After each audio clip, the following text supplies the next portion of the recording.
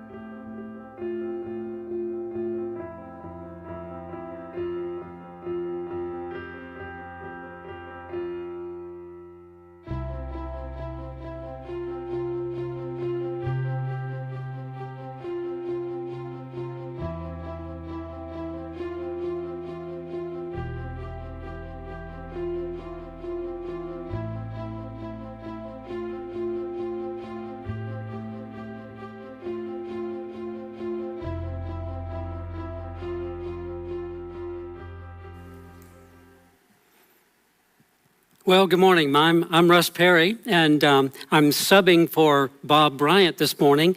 I know you were looking forward to Moses. You were told last week it was going to be Bob Bryant preaching on Moses. But they had a family emergency, a death in the family, and so Bob had to go and preach that funeral. He asked me if I would pinch hit for him, and here I am. So I'm glad you're here, and I'm glad the word didn't get out that it wasn't Bob and it was me, because you're here. Thank you for that. Makes me feel good. Hey, I'm so pleased to share with you a story from the life of Joshua. And these words might connect with you, me and my house. And the whole verse says, as for me and my house, we will serve the Lord. You know, in our church are lots and lots of families. Some are families of 8, some are families of 1. It doesn't make a difference how long or how big the family is, as long as it's a family. And this week I went and married a girl who had 3 boys. I married her to Tucker, who has 3 girls, and now they're the Brady Bunch. And so I kid him about that. They are in for a world of exciting fun. But you know, in families, there's always fails, right? We could give you a laundry list of fails that your family has experienced and my family has experienced. It's just part of life. I mean, Job said it best, man born of woman is a few days and full of trouble. Isn't that the truth? That's the way it is. Lots and lots of fails. And so to get you warmed up to the idea of fails, I want to do something a little fun here. You'll recognize things like this.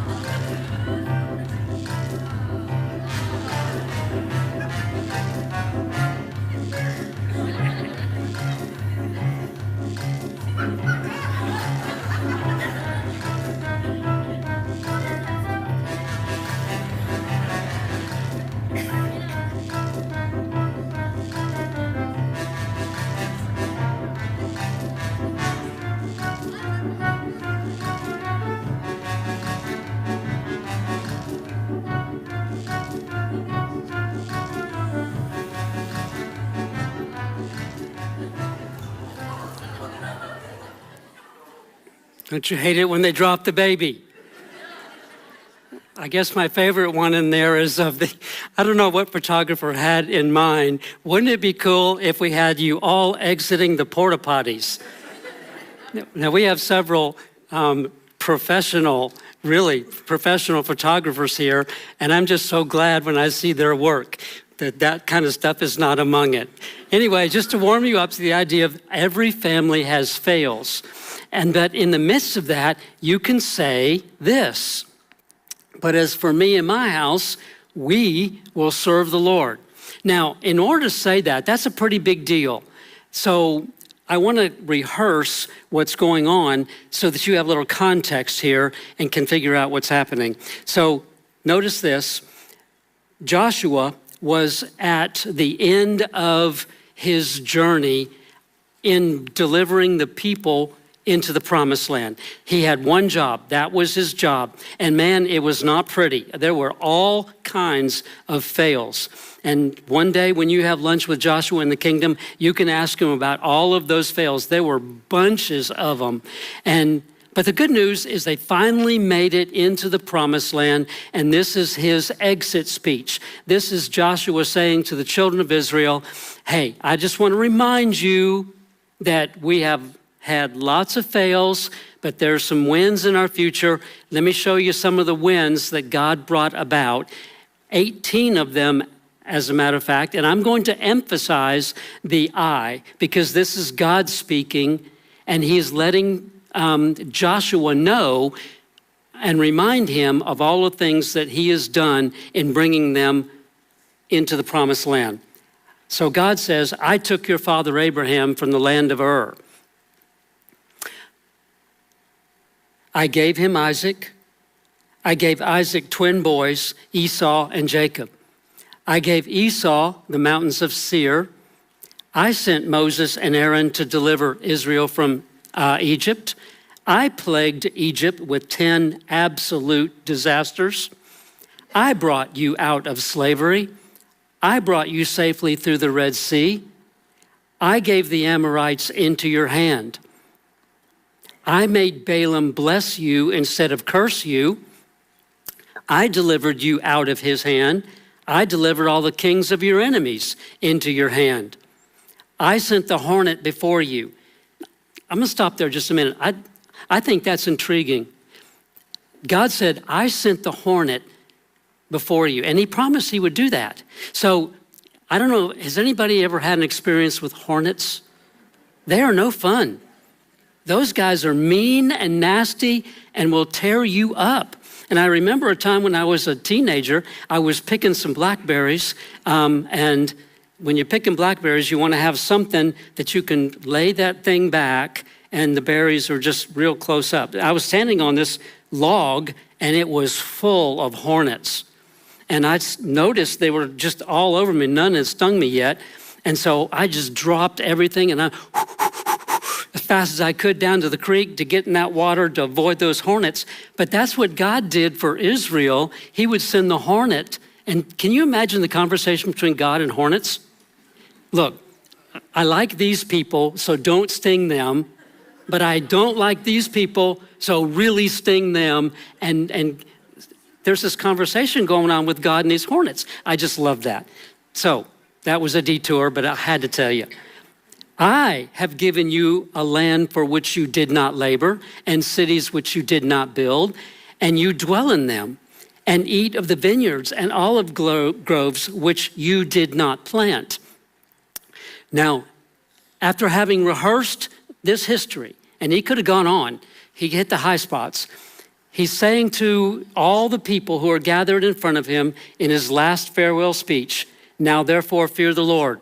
Serve him in sincerity and in truth, and put away the gods which your fathers served in Egypt. Serve the Lord. And you can kind of hear Joshua's voice maybe getting a little more excited, and maybe the voice level is being raised. And maybe he's just doing this. He's drawing a line in the sand, so it's a visual that everybody can see. And he's saying, if it seems undesirable to you to serve the Lord, if that's not how you want to roll, choose for yourselves this day whom you will serve, whether the gods which your fathers served or the gods of the Amorites, in whose land you dwell. But as for me and my house, we will serve the Lord. This is how me and my family are going to do it. In the midst of all the fails, man, there are tons and tons and tons of wins.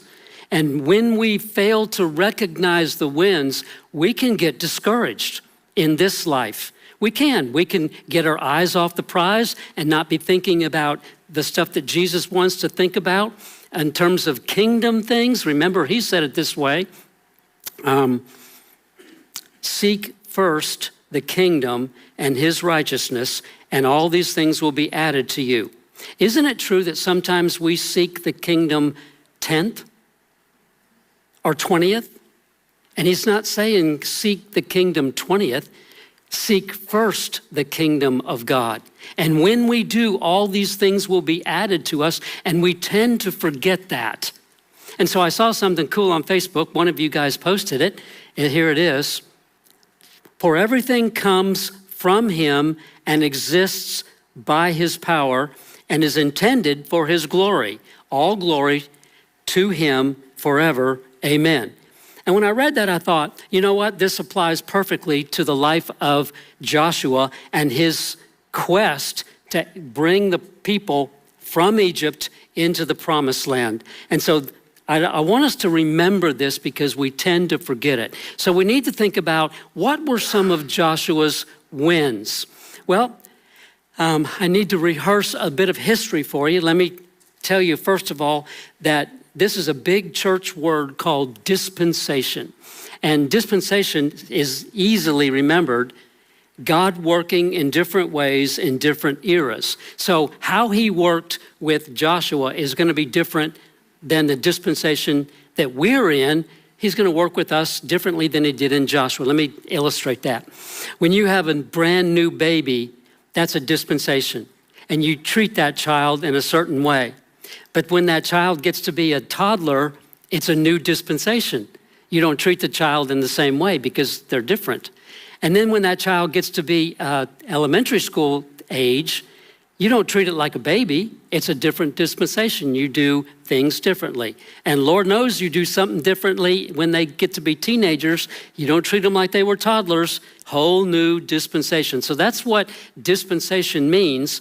And I say that to help you understand that this dispensation that Joshua was in is different than ours. So here's what's happening. Moses is saying to the children of Israel, we need to understand the lay of the land. So I am going to choose 12 of you to trek into the promised land and give us a report. Come back in 40 days and tell us what you found out. I need to know the water sources. Are there lakes, rivers, wells? What about the topography of the land? Is it hilly? Is it straight? Is it flat? What's the soil like? Is it easy to grow stuff? Are there lots of forests? And is there a lot of places where we can plant crops? What about those cities? Are they walled? How tall are the walls? Does it look like it's going to be a tough time for us taking these cities? And what about the people? What are they like? Are they small? Are they big? And you might know that there were lots of very, very big people, giants, the Bible tells us. And so these 12 guys came back from this journey and said, we need to report to you, and it's not good. It's not good at all. As a matter of fact, I don't think we should go. I don't think we should take it. Why don't we head on back to Egypt? And that's what 10 of them said, and discouraged the people. Because what were they looking at? They were looking at all the fails. But 2 of them said, no. Joshua and Caleb, who were among those who had spied out the land, they ripped their clothes and they spoke to all the congregation of the children of Israel, saying, the land we passed through to spy out is an exceedingly good land. Oh my goodness, if you could just see what we saw. As a matter of fact, they even brought some produce, some grapes back from this area that they had visited, and they had to carry these cluster of grapes between two men at a pole. And that's how big the grapes were, for goodness sake. It was an amazing place. And they were talking about how wonderful the promised land was. If the Lord delights in us, then he'll bring us into the land and give it to us, a land which flows with milk and honey. If he delights in us, only do not rebel against the Lord, nor fear the people of the land, for they are our bread. Now, in modern vernacular, that would be, these guys are toast. These guys are toast. They belong to us. God is going to take care of them. We need not fear. No worries here. This is what Joshua and Caleb were trying to say. Their protection has departed from them, and the Lord is with us. Do not fear them. Sometimes I think in the doing of life that we forget that the Lord is with us. We just get busy and distracted and wrapped up with stuff that happens in this life. Do not discount that the Lord is with us in whatever fails we tend to have and whatever wins we tend to have. So here's what happens next. Now, I need to rehearse with you a couple of the wins that Joshua had in order to be able to say, as for me and my house, we will serve the Lord. It came to pass when Joshua was by Jericho that he lifted his eyes and looked, and behold, a man stood opposite him with his sword drawn in his hand. Now, this would have been a little scary for Joshua, because notice that man is capitalized. I'm not sure he looked like just a man. He may have been a little different, because I'm fixing to tell you who he is. Joshua went to him and said to him, are you for us or for our adversaries? If he was in East Texas, he might have said, Bubba,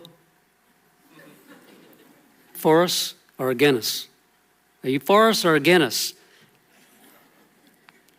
I'm glad he wasn't from East Texas, and the Bible doesn't record it that way. He says, are you for us or for our adversaries? This was an appearance of Jesus. We call it a Christophany. Now, you've learned two big words today. Christophany means a pre-incarnate appearance of Christ. That was like before he became a baby and became a human, he would show up in the Old Testament. It was fascinating the times he showed up. And he did so here, and Joshua ran into him on the way to Jericho, and he asked him that question. This is what Jesus said. So he said, no, but as commander of the army of the Lord, I have now come. So Jesus is ahead. He is the commander-in-chief of the armies of God. And I'm going to pick that side to be on every time. And notice what Joshua's response was. He fell on his face to the earth and worshiped and said to him, what does my Lord say to his servant? What a great question. And I want to focus on the question. Here he is about to go into Jericho, and Jericho is a walled city. It's the first real big test. Now, they had just crossed the Jordan on dry ground, I might add, during flood stage. That alone was a miracle and should have encouraged the people, but they see this city of Jericho, and it's got huge walls. And you know the story. There's no way they could take it with spears. They couldn't take it with arrows, couldn't even take it with swords. God said, I have a plan. I want you to walk around the city 7 times over 7 days. On the last day, big shout, big trumpet, and the walls will fall down flat, and they did. But notice what Joshua says to Jesus. What does my Lord say to his servant? I want you to be able to ask that question all the time. What does the Lord say to his servant? And you can ask him about anything. And I just picked 5 real simple ones. What about dating? Should you ask the Lord about dating? I think absolutely yes, you should. As a matter of fact, I have this running thing going on with some of the teenagers here whenever I visit with them, and I know they're dating or in the midst of it or trying to, there's my 3 words of advice for every teenager or anybody who's dating. Wait for great. Wait for great. If you'll do that, You'll wait on God's timing. He'll bring someone along. And did you know that the book of Song of Solomon talks all about dating? If I were in that dating world, that's where I'd go. I get God's advice on that topic. What about politics? Well, politics is a thing, right? A big thing happened just yesterday. And though I don't get into politics when I'm on the stage like this, I'm going to tell you this about politics. We learned from the book of Daniel, and Daniel told us this, that God sets kings up and puts kings down. So the only real vote that really counts is God's.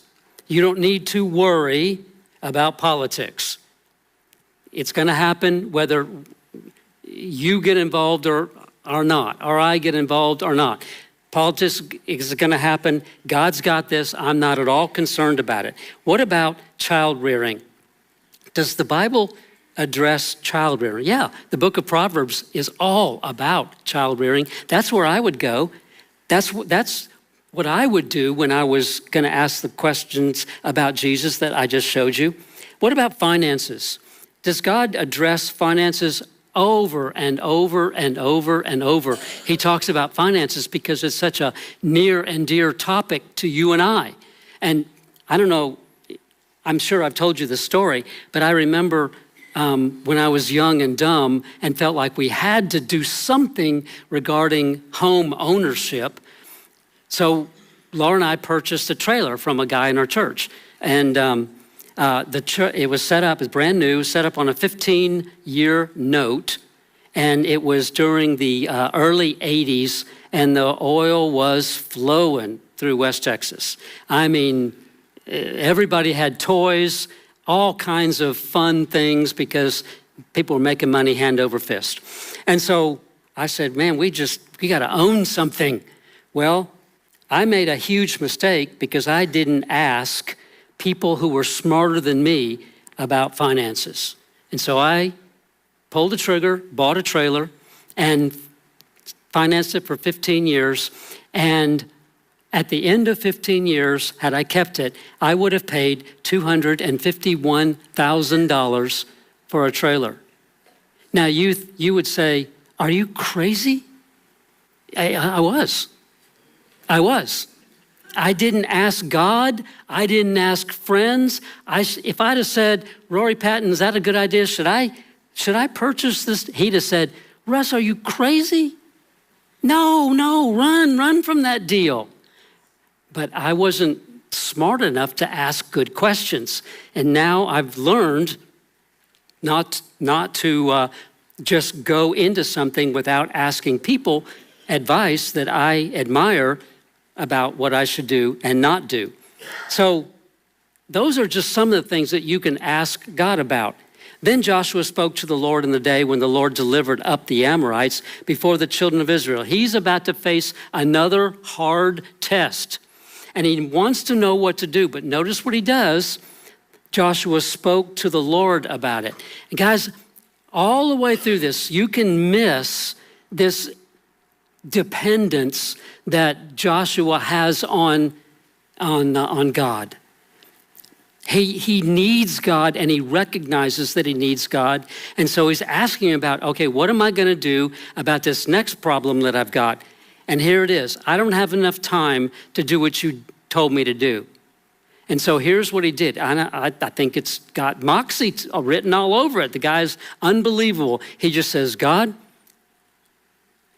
make the sun stand still over Gibeon and moon in the valley of Ajalon.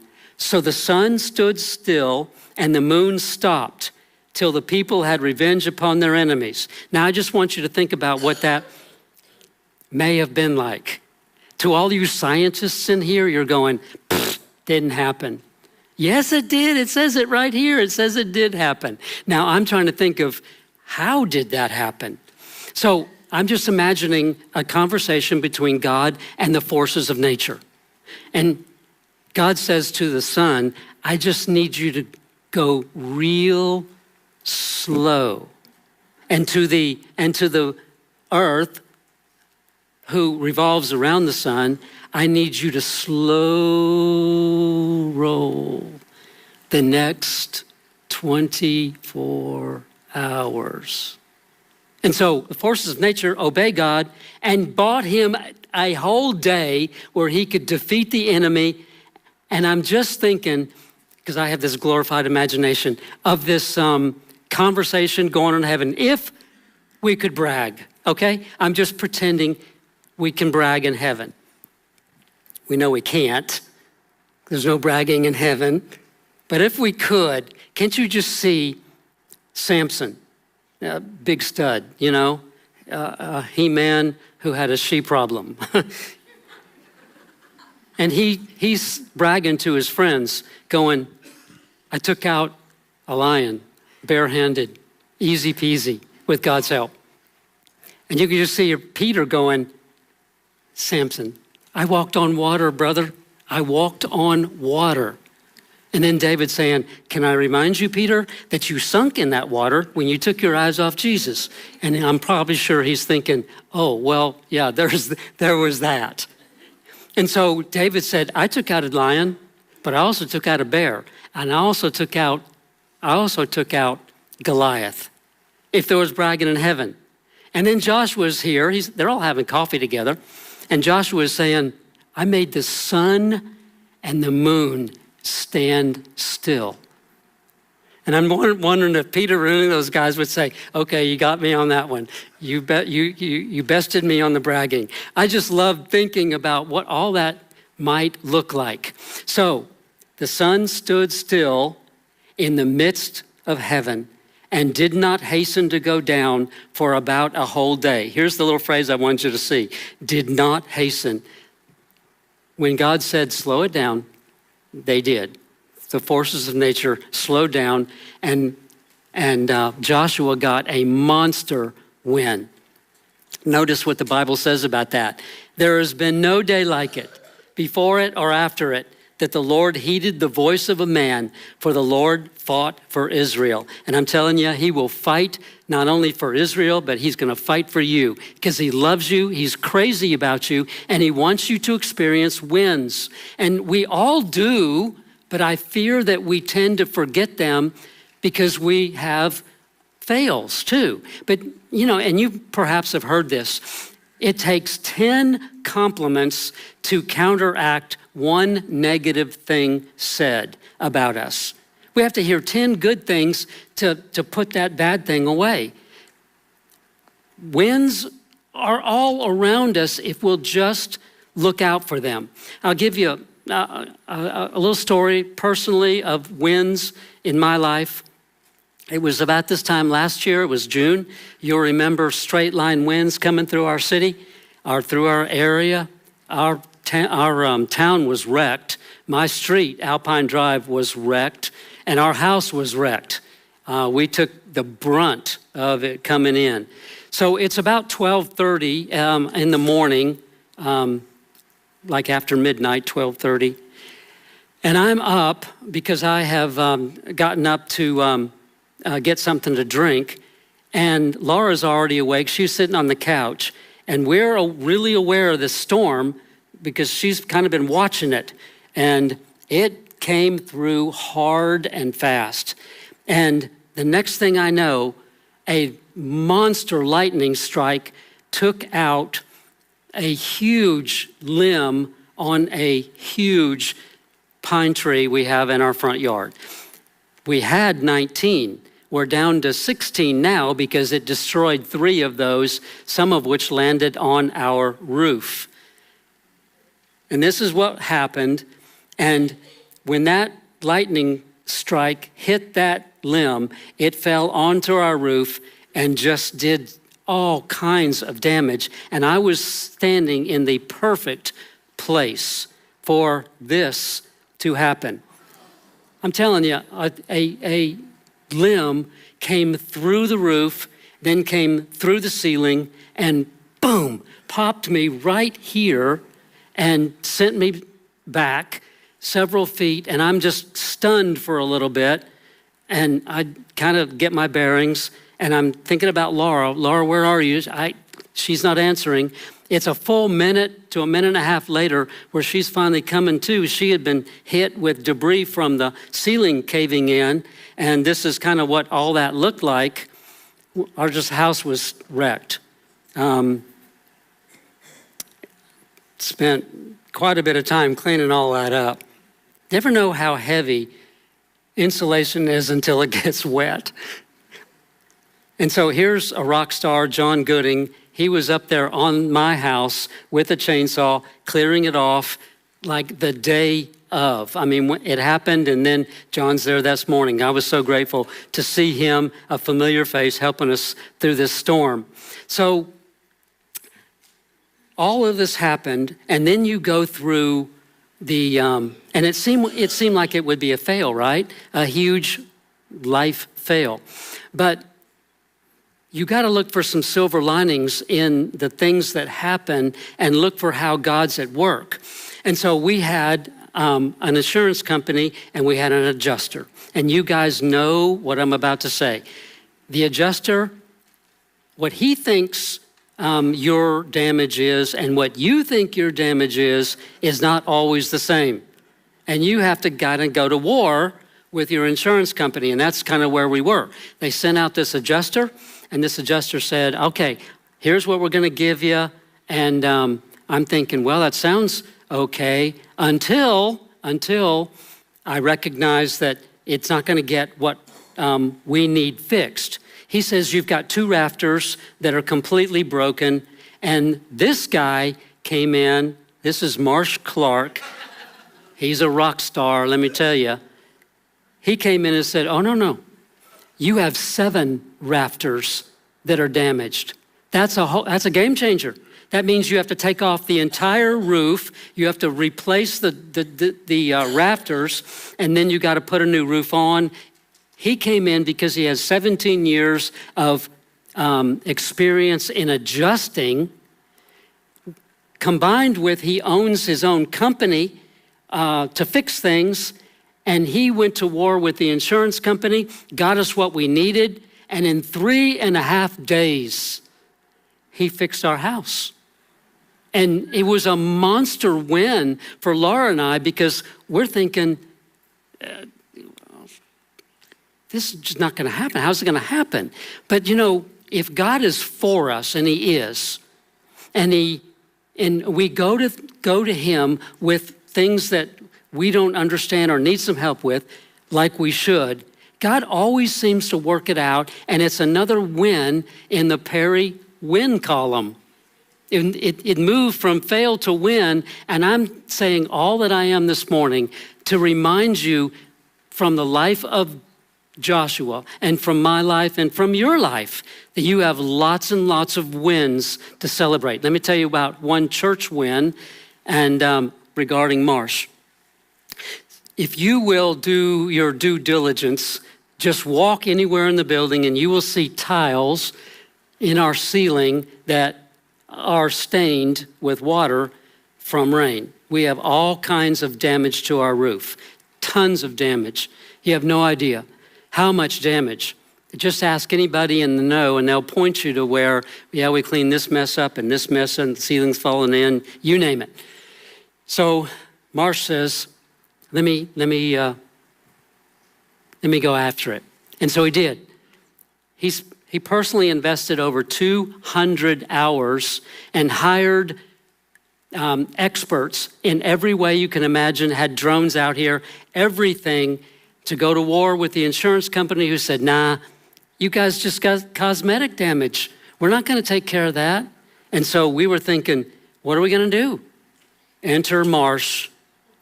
And Marsh got us where we need to be. And in the next few weeks, you're going to be seeing all kinds of progress on our roof on the entire campus that Marsh is going to make happen. Guys, that is a monster church win. It's a huge win for us to be able to move forward and not have to worry about all these leaks. I say all that to say, let's count our blessings because they're all around us. And I fear you might miss them unless you're really focused on your wins and not your fails. So here's my bottom line this morning.